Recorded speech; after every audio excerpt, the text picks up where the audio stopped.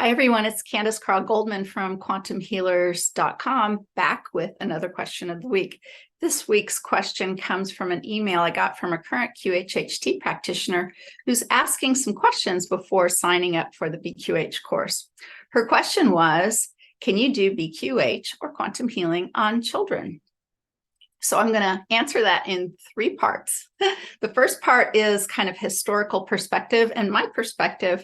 And of course, that goes all the way back to Dolores Cannon. So when I was assisting Dolores teaching and she was teaching her QHHT process, Dolores would say, don't do sessions with kids under the age of 18. Now, I'm pretty sure that rule still stands. I don't know. I don't have anything to do with that organization anymore. But as far as I can see and tell from the outside, none of the rules have been relaxed. As a matter of fact, quite the opposite has been happening since Dolores died in 2014. However, this is what Dolores said. She said, don't do sessions with kids under 18. And here's why. First of all, there's a very practical reason. Here in America, anyway, 18 is the age of consent, the age of being considered an adult. So there's that.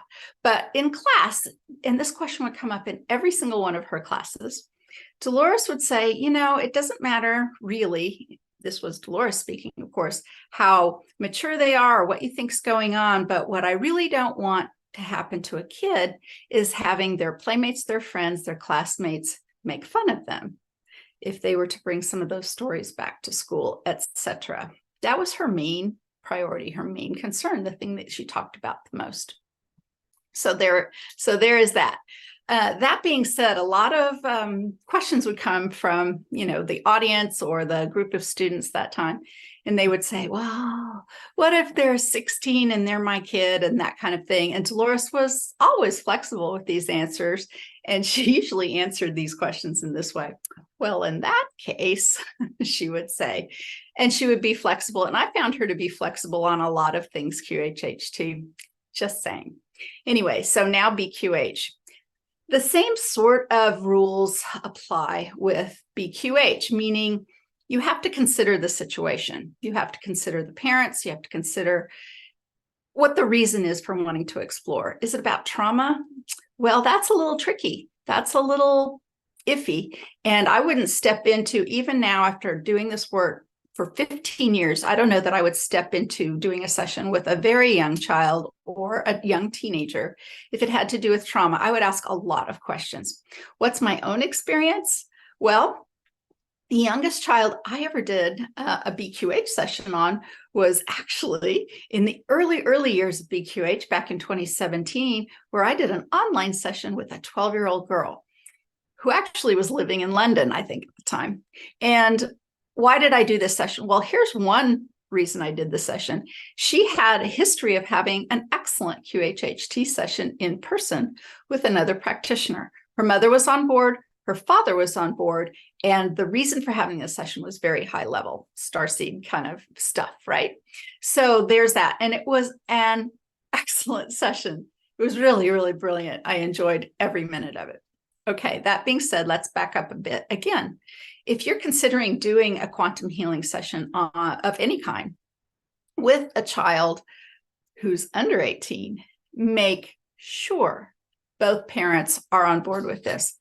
And really, both parents. And here's why. I've got a cat playing with a toy over there.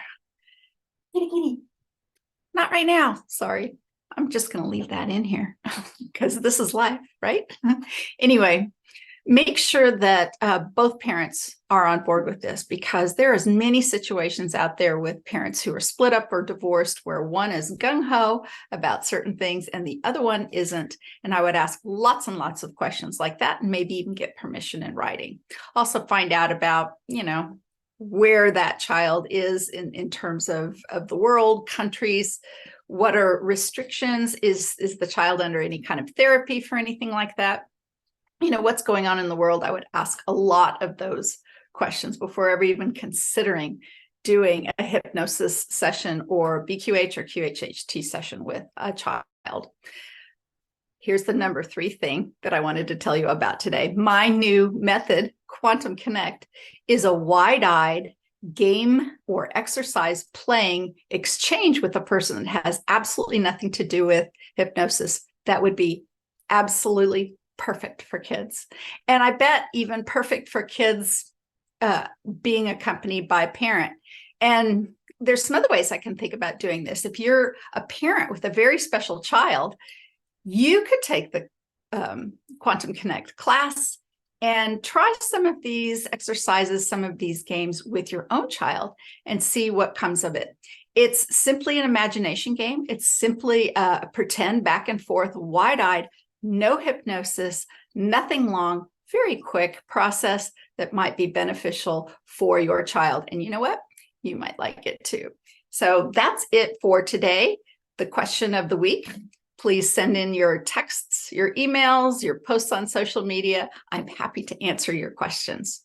All right, that's all for now from Candace at quantumhealers.com. If you're looking for a Quantum Connect practitioner, you can find them on quantumhealers.com. You can find any kind of practitioner on quantumhealers.com. You can find tarot card readers, cranial sacral therapists, Reiki practitioners, all down the line, and you can search by modality. And if you are a practitioner of any of those things or anything like it, please consider joining us. We'd love to have you. All right, that's all for now. See y'all later. Bye.